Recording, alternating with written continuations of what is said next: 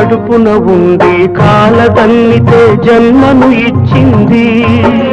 కాళ్ళ మీద పడి తల్లి అంటే కాదు పొమ్మంది.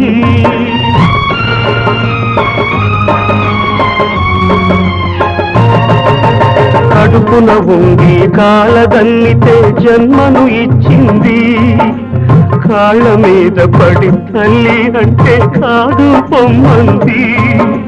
పేగులు తెంచిన అదే త్యాగం ప్రేమను తుంచిందా? అది అంతరాత్మనే గులిమేసిందా? ఇక సత్యమన్నదే కరువవుతుందా? ఇక సత్యమన్నదే కరువవుతుందా? కాశీ విశ్వనాథ తండ్రి విశ్వనాథ.